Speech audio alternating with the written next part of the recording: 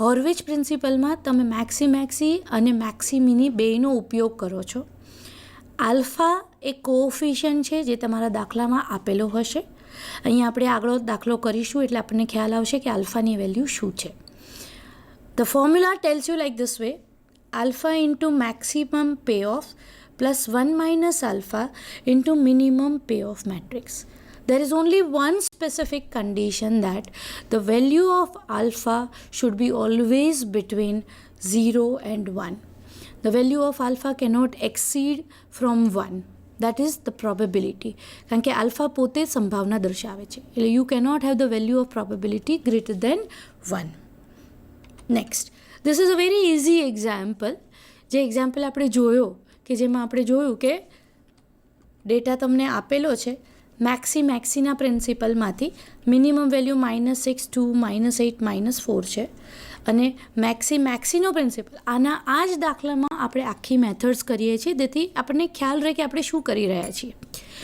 Maxi પ્રિન્સિપલમાં 18, 14, 16 અને 10 છે. The maximum value as well as minimum value of both of them is combined over here. જો તમે ધ્યાનથી જોશો તો તમને ખ્યાલ આવશે કે 0.7 is already given to you in the value of alpha, that is 0.7. The formula tells you alpha into maximum value plus 1 minus alpha into minimum value. Alpha is a positive approach. 1 minus alpha is the total subtraction of 1 minus the probability which is given to you. 18 ને -6 આપણે આગળની મેક્સિમિની અને મિનિમેક્સ પ્રિન્સિપલમાંથી લીધેલ છે. A1 act માટે 0.7 into 18 plus 1 minus 0.7 into -6 will give you -8. એ જ રીતે બાકીની 3 કરેલી છે, A1, A2, A3 and A4 respective values. What you are able to find out here is the results are 10.8, 10.4, 8.8 and 5.8. Out of all of this, Horwich tells you that, or Horwich principle gives you the guidance that after using the formula for each and every act with respect to maximini and minimax principle, select the maximum value. Now if you select the maximum value, I can say that that is the highest profit we can have. That highest value is 10.8, and therefore we can say that according to the Horwich, we can select A1 is our best act or selection. I hope I am able to convince you and we are clear with 3 of the respective methods. The first one is maximini, the second one is maxi, and the third one is Horwich principle. Proceeding further with the fourth method, that is your Laplace principle. Now what is your Laplace principle, or how you are going to deal with your Laplace principle? In this method, equal probabilities are assigned to different state of nature. Now what is your state of nature? State of nature is the event which we are writing, that is S1, S2, S3 and S4. In this method, equal probability are assigned to different states of nature. In other words, the average payoff of different x are found out.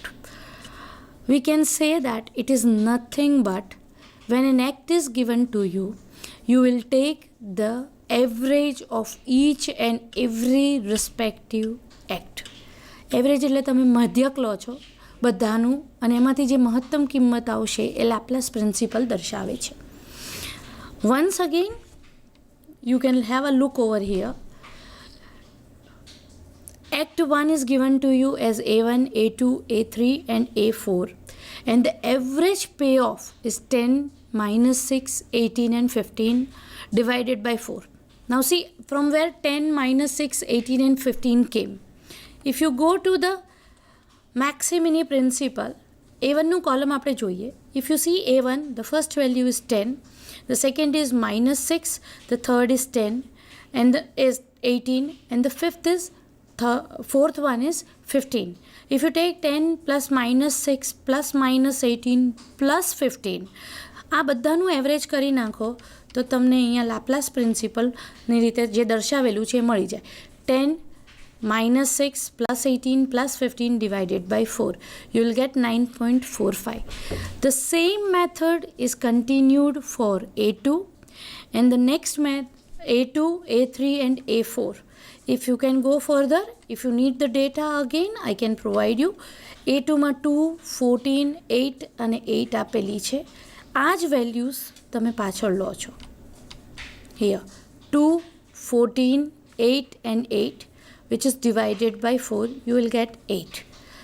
If you take the average, સાદી ભાષામાં અથવા તો ગુજરાતી ભાષામાં સાદી રીતે સમજવું હોય તો આપેલા એક્ટનું જ્યારે તમે મધ્યક કરો છો ત્યારે તમને લાપ્લાસ પ્રિન્સિપલનો ઉપયોગ કરો છો.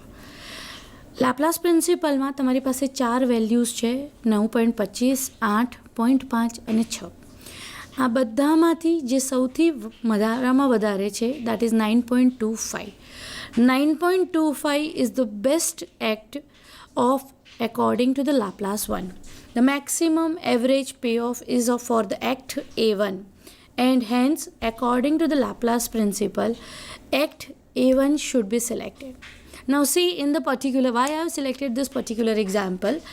If you go for the first method maximini, A2 is selected. નીચે A2 આપેલું છે. A2 is your answer. If you go for maxi principle, you will get A1 as your best part or A1 is the selected one. Proceed further with the Horwich. Again A1 is your best act. એટલે A1 નો ઉપયોગ કરીને તમે કરશો અથવા તો A1 નો data લઈને તમે કામ કરશો તો તમને મેક્સિમમ પ્રોફિટ મળશે. That same goes with the Laplace principle. If you take the Laplace principle, you will get the result as again A1 principle is your resultant term. Out of 4 of the method, in the first 3 methods, in the last 3 methods, you are getting the act A1 as the best part. What does this indicate? That if you proceed with your A1 act, you will get the maximum profit with respect to the uncertainty of decision conditions. જ્યારે તમારી પાસે certain નથી કે શું decision આવશે એ પરિસ્થિતિમાં જ્યારે 4 મેથડનો ઉપયોગ કરીએ છીએ તો આ એક્ઝામ્પલને આધારે તમે એટલું જ કહી શકીએ કે A1 એક્ટ જો સિલેક્ટ કરશો તો તમારા માટે સૌથી વધારે ફળદ્રુપ રહેશે. Proceed further. Next, expected monetary value. Now what is this expected monetary value? If you see the first slide, we have written that we have got 2 methods. Decision under uncertainty ની 4 method આપણે કરી. Next is decision under risk factor. Decision under risk ફેક્ટરમાં 2 ભાગમાં વહેંચાઈ દીધું છે. EMV that is expected monetary value અને second is EVPI that is expected value of perfect information. Now what does this expected value of perfect information tell you? Go back to your slides. We are talking with respect to expected monetary value. Now what is this expected monetary value? Value tells you that you are considering something which is related to the investment purpose. Let us see the first one. It is a very commonly used method of decision making. In this method, probabilities are assigned for different state of nature. This can be done by using the past experience or by intuitions. Here, expected monetary values deal with the probability and your past experience and your intuitions up to some extent. Now, what does your intuitions tell? If you see your past data and you find it out that out of 4 acts, if A1 is the best one, your intuition will tell you that if you proceed with the same data, you should go with A1 act only because in the past it has given you the positive response. Now let me make it very clear that here we are not using, up till now we have not used any of the probability. But when it comes to the risk factor, you are going to use the probability with different state of nature. Now what is your different state of nature? That has been written over down. A payoff matrix is obtained by different acts and different state of matrix and the expected monetary value for each act is then found out. The formula regarding the expected monetary value is something like this way. Now what does this tell you? See, when you say that something is given to you or you are dealing with one or the other case, expected monetary value tells you that expected monetary value is given to you, that is EMV. It tells you that if you want to find out EMV, you need to do the summation. This is the addition sign of OIJ into PJ. PJ is your probability and OIJ is your payoff matrix. Payoff matrix. Now, how you are going to deal with the situation? આ તમે કેવી રીતે કરશો એ આપણે જોઈએ. અહીંયા લખેલું છે expected monetary value. We have taken a simple example which tells you that using the payoff matrix, decide the best act according to the EMV criteria.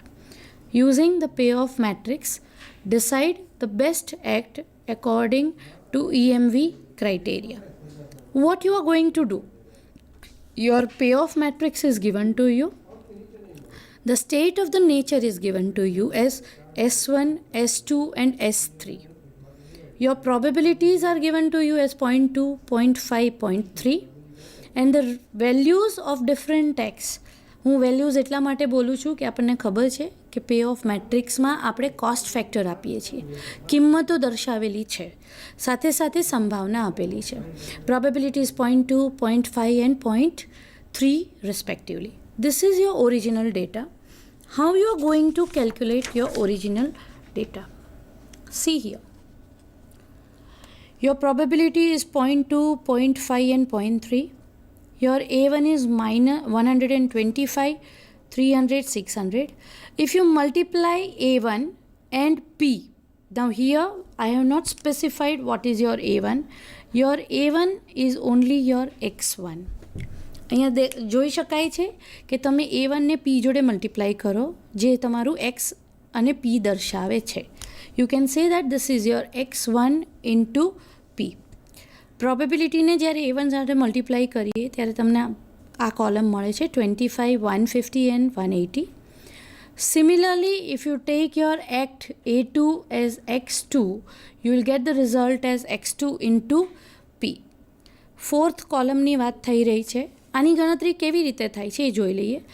-20 into 0.2 if you multiply it, that is once again -20 into 0.2, you will get the answer as -4. The similar goes with 500 into 0.5, you will get 250. The same goes with the third column. A3 is your X3 and you will get the answer as X3 into P. This gives you -100 into 0.2, 400 into 0.5 and 800 into 0.3. This is nothing but -20, 200 and 240. If you do the addition of X1 column, X1 into P column, X2 into P column and X3 into P column, you will get the respective values as 355, 456 and 420. Out of this three value 355, 456 and 420, your best act is what? Again the maximum value. 355, 456 ને 420 આ ત્રણમાં સૌથી મહત્તમ કિંમત જેની છે that is 456. The maximum value of EMV is 456. This 456 is nothing but your best act. This is a very important method. I can say that EMV gives you a very clear-cut picture that out of this three, again which is to be selected. In the first uncertainty, A2 was the best act. When it comes to the risk factor, your A2 becomes your best act. Expected monetary value is maximum times used in a market value. proceeding further, your second formation is of EMV only, but with respect to a very different example. Now see, we have done a simple example over here. We'll proceed with the next illustration. What does this tell you? This tells you that a person prepares a special variety of a thing.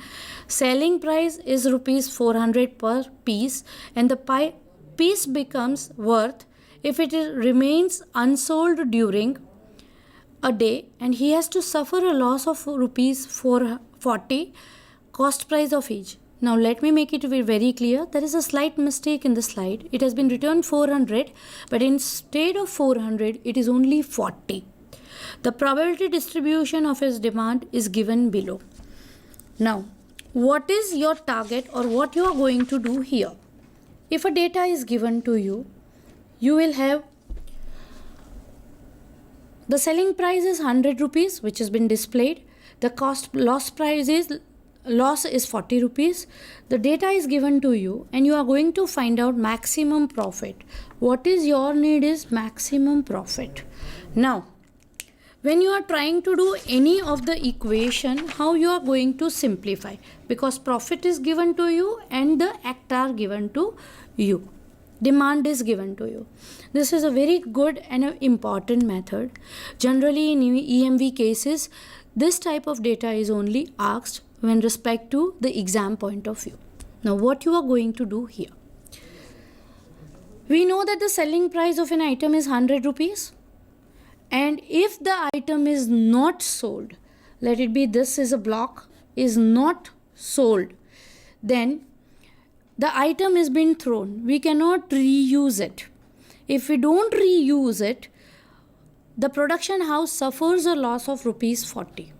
Now when a production house suffers a loss of rupees 40, we need to calculate how much you are going to have the profit and how much you are going to have the loss. Now see, a simple calculation has been done. That does, if 1 unit is not sold and you are throwing that unit, then you are having a loss of rupees 40. And if you are selling that unit, 1 unit, you will have the profit of rupees 60. Now how you are getting 60? 60 is what?